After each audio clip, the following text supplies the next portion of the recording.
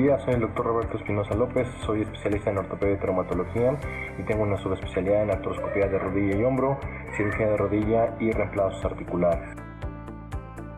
Les quiero hablar de las afecciones que aquejan a nuestra articulación de la rodilla, compuesta por 3 huesos: el fémur, el hueso del muslo, la tibia, el hueso de la pierna, y la rótula, que es el hueso que tenemos hasta enfrente y en la parte más anterior de la rodilla.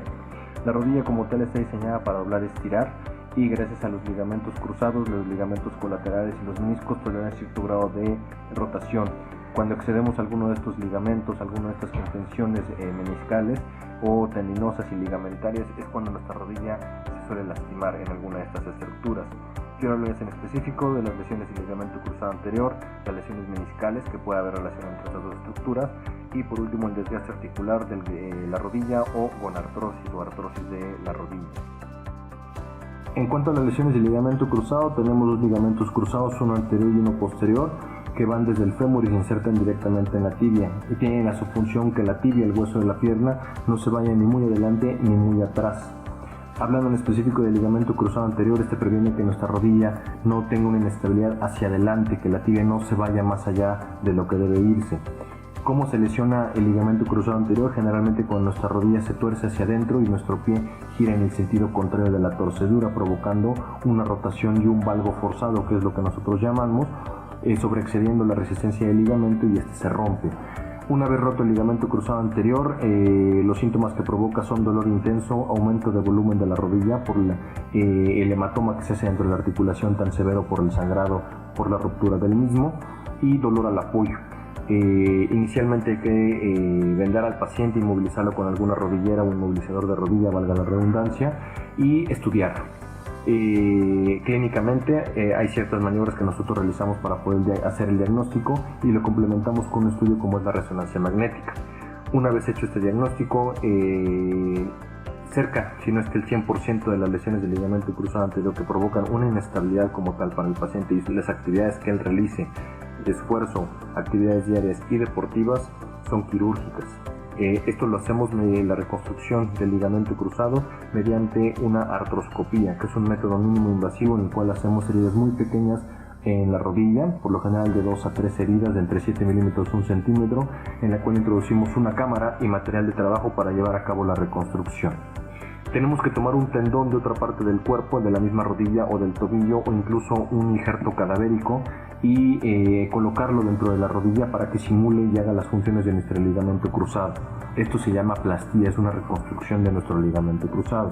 Los injertos que podemos tomar son los músculos isquiotibiales de la misma rodilla, peroneo corto, un injerto de hueso, tendón, hueso de la rótula y del ligamento o tendón rotuliano, o, como les repito, un injerto cadavérico, que al día de hoy son muy seguros y se usan bastante en medio principalmente privado por su costo, pero también en el medio público.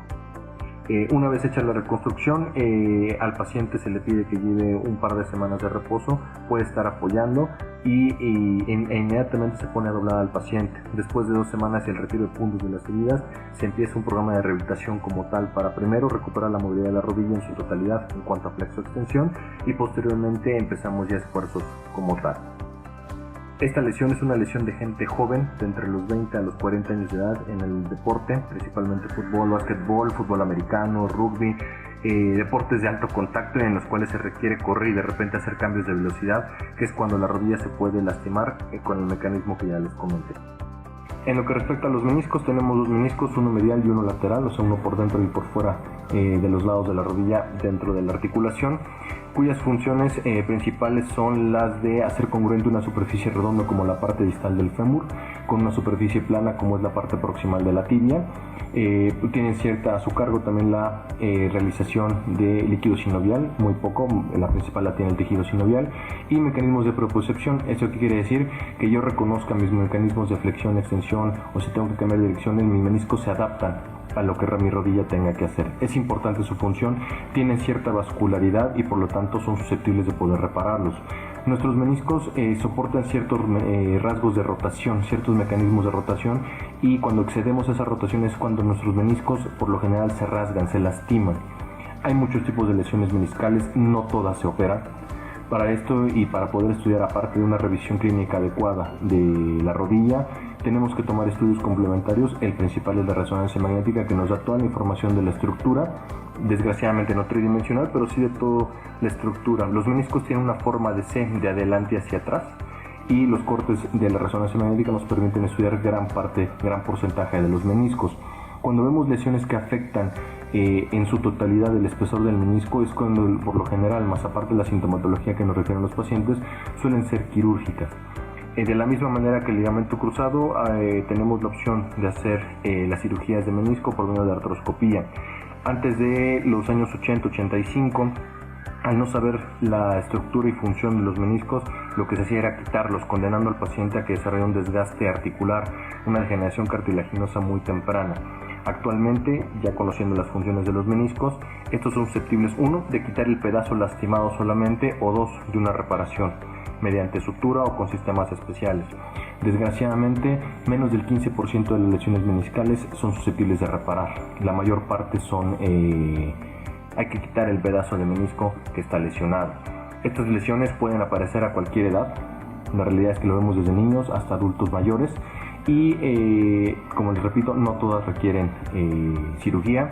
Hay lesiones intrasustanciales dentro del espesor del menisco que solamente se tienen en vigilancia, y con tratamientos con analgésico, antiinflamatorio, cierto periodo de reposo y un buen programa de rehabilitación, los pacientes pueden salir adelante sin ningún problema.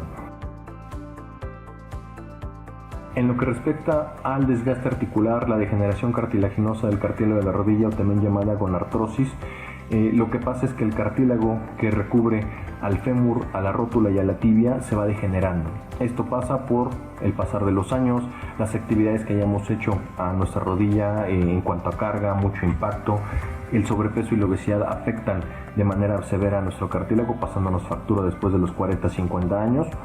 ¿Y qué es lo que va provocando? Que nuestra rodilla se vaya inflamando, nuestra rodilla se vaya angulando hacia adentro o hacia afuera, simulando una X nuestras rodillas si las juntamos, o teniendo las rodillas como de charrito, abiertas como en paréntesis. Esto obviamente causa mucho dolor. Los síntomas, el principal síntoma es el dolor con actividades simples o moderadas, deporte ni pensarlo. Los pacientes refieren mucha inflamación, sobre todo en la tarde después de que hacen sus actividades, dificultad para subir y bajar escaleras, que la rodilla les rechina, les truena, y aparte eso es muy doloroso. Hay 4 grados de degeneración de nuestro cartílago. El primer grado quiere decir que nuestro cartílago se va a empezar a reblandecer. El segundo grado es, aparte del reblandecimiento, empezamos a tener un deanudamiento, así como si tuviéramos una pechuguita de pollo que se va desmenuzando, igualito se ve el cartílago en su segundo grado de degeneración. El tercer grado es cuando, aparte de esto, tenemos una fractura del cartílago, se empieza a romper, y el cuarto grado es que se reabsorbe, exponiendo el hueso que hay debajo del cartílago. Los tratamientos van dependiendo el grado de desgaste que tengamos. El primero y segundo grado, por lo general, bajando de peso, analgésicos, antiinflamatorios y un buen programa de terapia física, suelen salir adelante. Ya cuando tenemos desgastes más severos, más aparte de deformidades angulares, necesitamos, aparte de igual, bajar de peso, analgésicos, antiinflamatorios, pensar en medicamentos, incluso condroprotectores, para proteger el poco cartílago que pueda quedar. Igual puede ser también benéfico en pacientes de un segundo grado. Más aparte, podemos pensar en limpiezas articulares vía artroscópica para quitar el tejido inflamado y resetearlo de alguna manera para que se produzca un líquido sinovial que no provoque inflamación. Sin embargo, ya en grados 4 como tal, con deformidades angulares hacia medial y hacia lateral, ya la mejor opción es una artroplastía, es un recambio protésico de nuestra rodilla, y para esto lo que hacemos es una herida grande en la parte anterior de nuestra rodilla para exponer los huesos, hacer cortes a los mismos, quitar el cartílago, las zonas de cartílago que todavía puedan quedar, y adaptar un componente protésico metálico, que es una aleación de metal, y se deja dentro de la rodilla, no va nada por fuera. Es una cirugía muy exitosa. Obviamente hay que hacerla con todas las indicaciones y con toda la preparación del mundo para prevenir todas las complicaciones propias que pueden ir desde una infección hasta un retiro de la prótesis. Sin embargo, esta es una cirugía de gente grande, de gente adulta mayor, después de los 60-65 años. Solamente es una cirugía de jóvenes en pacientes que tienen alguna enfermedad inmunológica como artritis reumatoide, espondilitis anquilosante, alguna de esas enfermedades por el estilo. Es una cirugía de gente grande, de gente de la tercera edad, con la cual, retiramos hasta en un 90-99% el dolor, mejoramos la angulación y balanceamos las partes blandas para que los pacientes sientan un alivio, sientan su rodilla como nueva y puedan hacer sus actividades de la vida diaria de su edad correspondiente con el menor dolor posible.